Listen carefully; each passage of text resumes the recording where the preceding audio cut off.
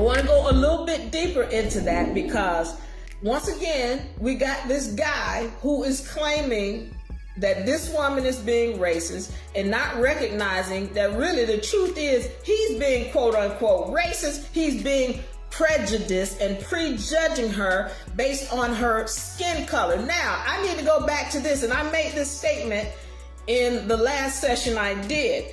If it had been an Albion person, rather, that had come out of their mouth after being attacked by a melanated person and saying, all these black people are just violent and negative people, and they are just terrible eyesores of a people. All of them are murderers and robbers. Just because one melanated person did something to them, all hell would break loose. There would be some kind of riot. Why? Because it's not a true statement. It's not sincere or righteous to be saying that because one person did something, that all of the people of that so-called group are of that. So for these people in the WNBA to be coming out of their mouth, talking about, well, all of Caitlyn Clark's fans are racist, that's disrespectful. And the thing is that the ones who are making those claims are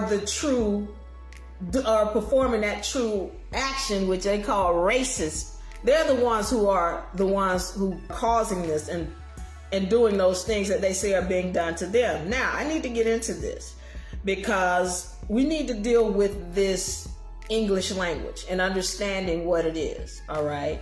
This English language, I want you all to take the opportunity to go and look this information up, all right? It comes from a group of people known as Phoenicians, all right? Phoenicians. And in that term, you hear the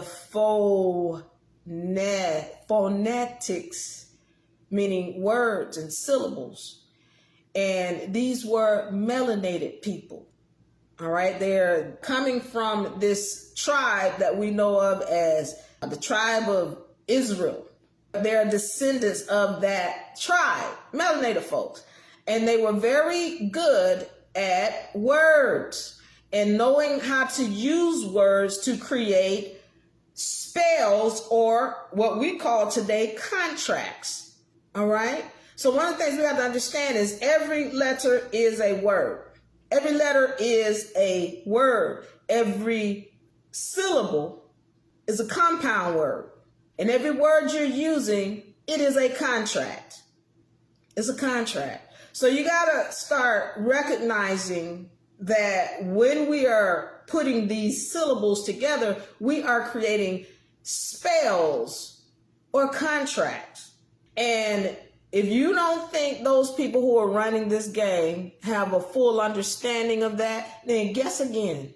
Because these words are constantly being used and rewritten. The phrases are being used and rewritten so that when we use these words, what we have to recognize is that these words are constantly being used against us because we don't even understand what they mean. We don't even recognize it, once again, that a letter is a word all by itself. And so when you start putting these syllables together, you're creating a contract just with the word. So I want to go into black real quick so we understand what the term black really means and why I tell you don't call me black. All right. So you all know the title of this session is Black People Come Out of Victimhood. So I need to go into words real quick. We're going to deep this session. I'm going to go into what words are, and we're going to do a little bit of etymology tonight. And then I need to go into understanding how we create spiritual contracts with these words that we speak and how it affects us. I need y'all to be clear on this because the game is not just in people thinking it's racism, and we're not recognizing that we're damning ourselves with our words. And because of the words we constantly speak and the things, the thoughts, the dumb thoughts that have been planted in our heads, we keep damning ourselves. We're going to stop doing that. We're going to raise up out of this. We're coming out of victimhood. So let's understand this term black. And I want y'all to look this up. Black has nothing to do with skin color. White has nothing to do with skin color. But let's break down black. Look up the term bleak, B-L-E-A-K or B-L-A-E-K. The etymology, because this is where the term black is derived from. Bleak, it means pale and without color. And see, I told you about these letters, B as in to be, and then you'll see these letters that come after it, leak. It means to lose something, all right? But bleak or black, it means pale and without color. Then I want you to go and look in other languages, French, Spanish, Italian, anything that starts with a BL and ends with a K sound, it means white or pale and without color, blanco, blank. It means white. The term black has been switched in this society to mean something other than what it really means. It doesn't mean anything with color. It's without color. That's what black really, that's what the term is derived from. Now, that's just on an etymological standpoint. But let's look at it now from a legal standpoint. Black means something that is dead. It means no standing, without standing. It means you can't even own anything. It means you are fictitious. You are an imbecile. You have no rights. That's what black means. You don't have to believe me. But when you look in the legal dictionaries, you understand that black has nothing to do with having any kind of power or authority. It means you're dead and that nobody has to listen to you. And it means that nothing you own. Let me rephrase that. You have no right to own anything because you called yourself black. So when you're talking about this term black, let's be clear that from an etymological standpoint, as a melanated person, that has nothing to do with you. You are not pale and without color.